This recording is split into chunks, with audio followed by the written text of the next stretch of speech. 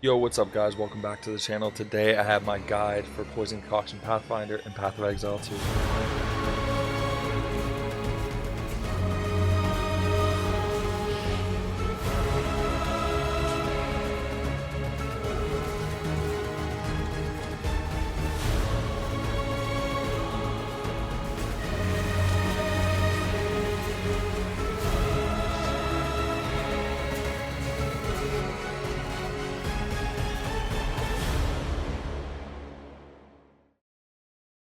So I did want to wait for the patch before putting out this build guide because I was a little worried that they might nerf Peaconk in some way, and sure enough, they did fix the bug that was happening where increased damage with bow skills was actually applying to Peaconk as well. We did lose about 30% of our overall damage, but even despite that, we are still killing endgame bosses, we're still killing pinnacle bosses, and we're still having a ton of fun blasting maps. I've done a ton of ritual and a ton of breach on this character, and it feels amazing to play with, especially in ritual. You're basically throwing down one poison concoction, and because of the interaction between the proliferation in your ascendancy and the corpse weight boots that we're going to be using, once you get that first kill and your most powerful poison starts spreading to every enemy within a few meters, and those enemies when they die turn into poison clouds, you're basically just running around in a circle in the ritual and everything's dying. It's very easy to put together, not a lot of gearing requirements,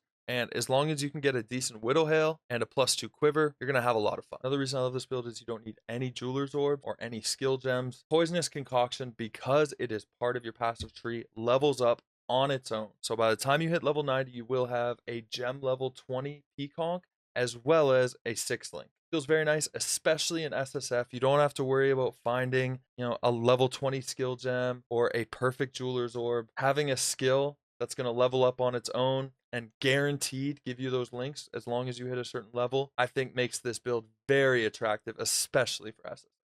Before we get into it, I just want to give a quick shout out to a couple people. Fubgun, we're going to be using his lightning arrow setup to get from level 1 to 32, where we'll be making our swap into Peaconk. If you're looking to learn more about lightning arrow or endgame blasting, he's your guy. Ruetoo and Steelmage, I want to give a shout out to them as I followed their trees and their builds as I was leveling up mine in SSF. I liked the pathing and the crit nodes that Ruetoo was taking, and I also loved the ES and evasion that Steelmage was doing. So if you're wondering why my tree kind of looks like a combination of both of theirs, that's why. I'll have links to their builds in the description. We'll go through the guide and then I'll quickly show you guys what my gear is looking like in SSF. So you should be able to go from level 1 into the late end game using this build. I've got a quick note at the beginning about when to swap. Make sure we're not swapping until we have a 220% plus Widow Hail and a +2 quiver. You can get a +2 projectile skills amulet. You can get that at 32, even better. But really, you only need those two things, and you're going to be off to the races. I've added a quick note about quiver breakpoints. Y220, Y270, you get 80% increased bonuses from equipped quiver from your tree. So with a 220 Widow Hail, we would have 300% increased bonuses of our quiver to give us +8 levels of projectile skills. With a 270% Widow Hail, we get up to the 350% threshold, and that would give us +9. From there, if you're looking to go past that, you would want to get to the 400, 450, 500, etc. in order to get higher and higher levels of prod skills from your quiver. So if you're wondering about why people are looking for a 220 Widow Hail or a 270 Widow Hail, hopefully that explained it to you. As we scroll down, we've got the Peaconk swap leveling. It's just going to be basic lightning arrow using lightning rod.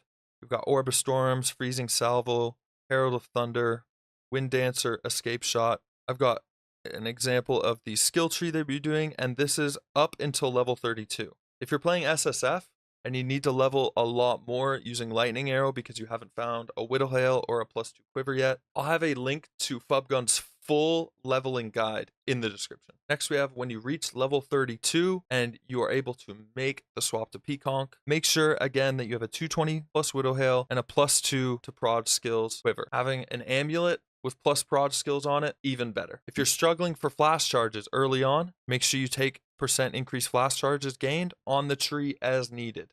Gear that you're looking for is going to be evasion or evasion ES bases with life and res. If you want at level 32 and you have it, if you want, you can use snake bites at level 33. This will give you +1 poisons on your targets. This is very great until you get your 3rd ascendancy and can help with a ton of damage while making your way through the campaign. You want a fine belt with flask gain charges per second, as well as flask gain charges per second on your mana flask. Herald of Plague we will use until we get contagious contamination on our tree with our 2nd ascendancy. You can get amulets with +1 up to a maximum of 3 levels to projectile skills. Keep an eye out for those amulets. They are rare, but you can find one. And if you're in trade, just buy one for pretty cheap. You need extraction support on Eye of Winter so it does chaos damage if you haven't gotten pure chaos yet on the tree. Pure chaos is this node here at the top right here, which is gain damage as extra chaos damage. If you don't have that, your Eye of Winter will not be doing any chaos damage, thus will not inflict withered. Once you swap to Peaconk, we are going to be following a pathing like this. You want to make sure you come over and get Arcane Alchemy to give your mana flask another charge per second. Then we're going to be coming up and getting crippling toxins, making sure we're getting lasting toxins and stacking toxins before getting escape velocity, and then heading up over to our proficiency dex node, our increased attack speed per 15 dexterity, and then picking up some evasion nodes before we head to the outside to our chaos nodes. Picking up more poison nodes to give us, again, targets can be affected by +1 of your poisons, stacking those poisons that can be on the target, and then going up to get pure chaos. Once you have pure chaos, then you can start coming across, picking up spectral ward, and then pathing into flow state and these starting nodes over by the monk.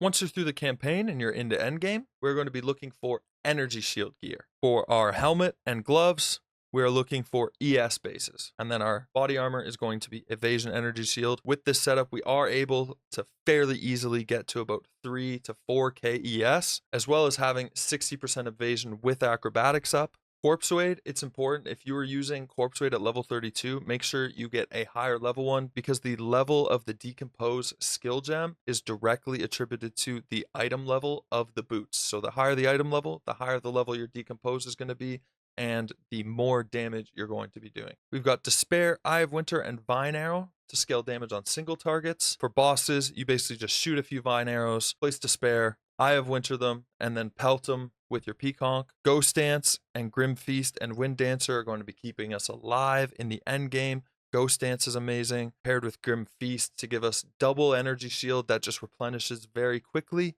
And Wind Dancer, if we ever get hit by a melee, knock all those enemies around us back and blind them. For Blink, I have it on my weapon swap with a shield, and it's just for certain situations in trials or doing bosses, or if I just want to move a bit faster through a map area. It's just handy to have. This is what our late endgame tree will end up looking like eventually, but this is, I think, a level 99 setup. If you're wondering, what should I avoid first? What should I take? What order should I take things in? I am level 92 and I don't have lucidity yet. So you can forget these nodes. These two up here to get this extra jewel slot, you can keep those out. These evasion nodes, I'm going them now that I'm level 92. These three here, and these two up here, you want to go last, with everything else being priority. Got a quick couple little notes just about when to do certain things, like make sure you have 15k plus evasion if you're going to take acrobatics. That'll hit you about the 60% mark with acrobatics selected. Make sure you keep proficiency, the plus 25 dex node early on if you're lacking dex.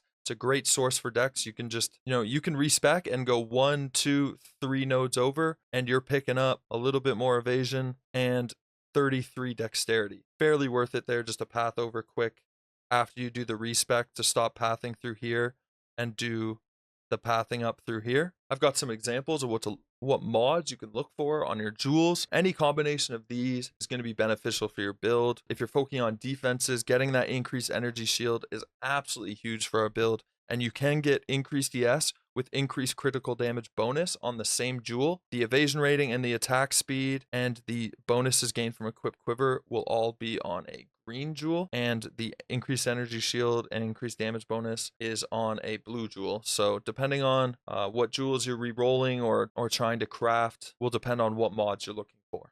And then lastly for the guide, I've got an example of the Atlas tree I was using just to complete the quest going from tier 1 maps all the way up to tier 15 maps. I found these helped me drop a lot more waystones and ones that were higher tier than the maps I was doing. This by no means the best one you can do. It's just one that I pathed to and I found comfy. Lastly, we're just here in Path of Exile, and I'll quickly go over what my gear is looking like as a level 92 in softcore solo self-found. So our flask's pretty basic, just, you know, the gain 0.25 charges per second. Our life flask does matter. It applies to our energy shields, so make sure you have a decent life flask. My belt, life and resists with flask gain charges. Fine belt, the best base. Only thing that can make this better is reduced flask charges used. Our gloves, these aren't very good. They're just high ES with a little bit of life, a little bit of attack speed, some resistance.